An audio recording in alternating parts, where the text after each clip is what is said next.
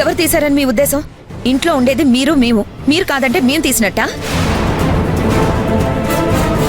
అక్క, ఎందుకు ఈ గొడవంతా?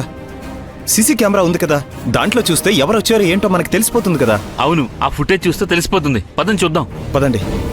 రామ్మా.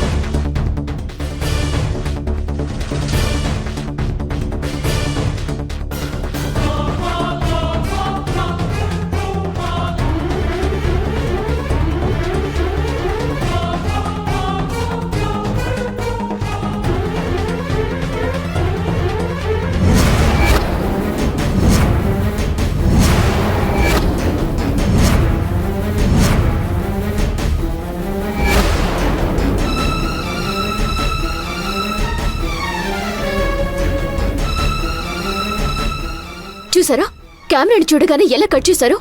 ఇప్పటికైనా అర్థమైందా డబ్బులు ఎలా పోయాయో, ఎవరు తీశారో అని? ఏం మాట్లాడుతున్నావా లేఖ్య? నా తమ్ముడు దొంగతనం చేశాడన్నావా? అందులో అనుమానమే ఉంది వదినా. లేదంటే అర్ధరాత్రి అలా చాటుగా మాధవ్కి మన ఇంటికి రావాల్సిన అవసరమే ఉంది? పిచ్చి పిచ్చిగా మాట్లాడావంటే మర్యాదగా ఉండదు. దొంగతనం చేయాల్సిన కర్మ వాడికేంటి? మరి అర్ధరాత్రి రావాల్సిన అవసరం ఏంటి? వచ్చిన వాడు ఇంట్లో ఎవరిని కలవకపోవడం ఏంటి? అలా సీసీ కెమెరా కనిపించకూడదని వైర్లు కట్ చేయడం ఏంటి?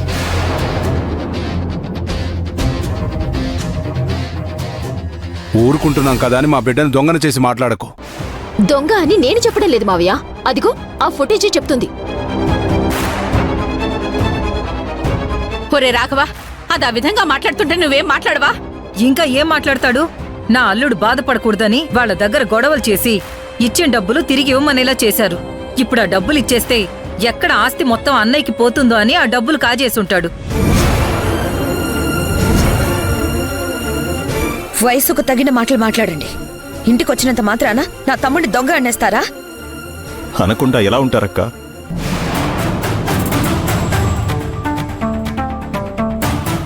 రాఘవ, ముందు వెనక ఆలోచించకుండా ఏంటా మాటలు? కళ్ళ ముందే సాక్ష్యం కనిపిస్తుంటే ఇంకెలా మాట్లాడమంటావు బావా? రాఘవ, నీ తమ్ముడు గురించి మాట్లాడుతున్నావన్నది నువ్వు మర్చిపోతున్నావు. ఇన్ని రోజుల్లో ఏ రోజైనా మన ఇంట్లో ఒక్క రూపాయి పోయిందా? అలాంటిది ఈ రోజు ఇంత డబ్బు పోయింది. బయట వాళ్లకు తెలిసే అవకాశం లేదు, తీసే అవకాశం అంతకన్నా లేదు.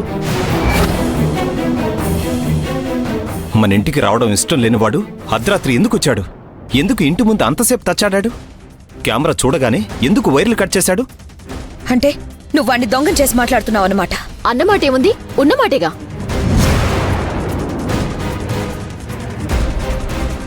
రే, మన కళ్ళు కూడా మనల్ని అప్పుడప్పుడు మోసం చేస్తాయి. కంటికి కనిపించేవన్నీ నిజాలు కాదు. వాటిని చూసి మాధవ్ మీద నిందలు వేయకండి. దీని వెనుక కంటికి కనిపించిన నిజమేదో ఉంది. అక్క, అది నీ అభిమానం. నీ అభిమానం నిజాన్ని నమ్మలేకపోతుంది. సరేరా, మనం మాట్లాడుకోవడం ఎందుకు? వాడిని పిలిస్తే ఏం జరిగిందో, ఎందుకు వచ్చాడో వాడే చెప్తాడు కదా. ఇప్పుడే వాడికి ఫోన్ చేసి రమ్మని చెప్తాను.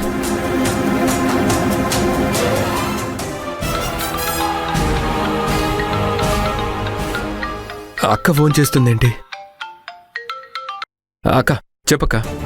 ఎక్కడున్నావురా? ఇంట్లోనే ఉన్నాను. వెంటనే బయలుదేరి ఇంటికి రా. ఏమైందక్క? రమ్మంటున్నాను కదా, అన్నీ నీకు ఫోన్లోనే చెప్పాలా? ముందు ఇంటికి రా. ఏమైంది మాధవా? అక్క ఫోన్ చేసి అర్జెంటుగా ఇంటికి రమ్మంటుంది. ఎప్పుడు లేనిది చాలా కోపంగా ఉంది. ఏమై ఉంటుంది? మాధవా, ఏదో జరిగింది. లేదంటే వదిన ఉన్నట్టుండి ఫోన్ చేయడం ఏంటి, కోపంగా మాట్లాడడం ఏంటి? లేదు భూమి, ఉన్న పళంగా ఫోన్ చేసి రమ్మంటుందంటే ఒకవేళ నేను భయపడినట్లు అన్నయ్యకి ఏమైనా జరిగిందేమో.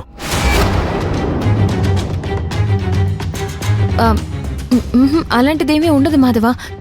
మీ అన్నయ్యకి ఏదైనా జరిగి ఉంటే వదిన బాధపడుతుంది, కానీ ఎందుకు కోపడుతుంది? ఖచ్చితంగా ఇంకేదో జరిగింది. నిన్ను ఇబ్బంది పెట్టడానికి ఎవరో ఏదో చేశారు. నన్ను ఇబ్బంది పెట్టడానికి ఎవరేం చేస్తారు? వాళ్ళు మాట్లాడుకుంది అన్నయ్యని చంపాలని కదా. దాని గురించి కదా మనం బాధపడుతుంది.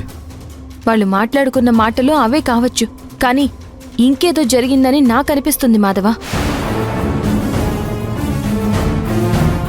నీకలా అనిపిస్తుందేమో భూమి, కానీ నాకు అన్నయ్యకి ఏ ప్రమాదం జరిగిందో ఏమో అని కంగారుగా ఉంది. ముందు మనం ఇక్కడి నుంచి వెళ్దాం పద.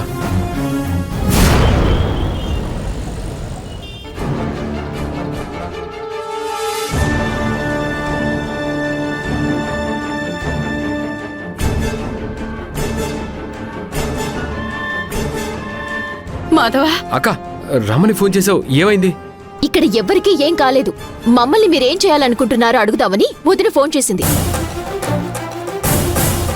మేమేదో చేయాలనుకోవడం ఏంటి? ఏం మాట్లాడుతున్నావు నువ్వు?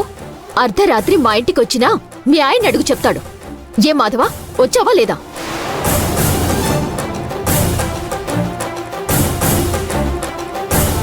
అవును, వచ్చాను. చూసారా, వచ్చాడంట. వచ్చాడు, ఇంట్లో డబ్బులు కాజేసిపోయాడు.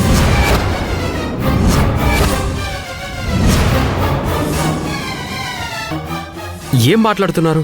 డబ్బులేంటి, నేను తీసుకెళ్లడం ఏంటి? చాలే ఆపు. నువ్వు అర్ధరాత్రి ఇంటికొచ్చిన విషయమూ తెలుసు, ఇంటి ముందు తచ్చాడిన విషయమూ తెలుసు, సీసీటీవీ కెమెరా వైర్స్ కట్ చేసి ఇంట్లో ఉన్న డబ్బులు తీసుకెళ్లిన విషయం కూడా తెలుసు. అన్నీ తెలుసు. ఏంటక్క, తన అలా నోటికొచ్చినట్టు మాట్లాడుతూ ఉంటే నువ్వేమీ మాట్లాడవు? నేనొచ్చింది నిజమే, కానీ నేను డబ్బులు దొంగతనం చేయడం ఏంటి?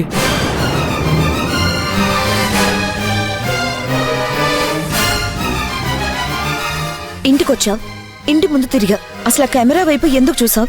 ఆ తర్వాత ఏమైందో తెలియట్లేదు.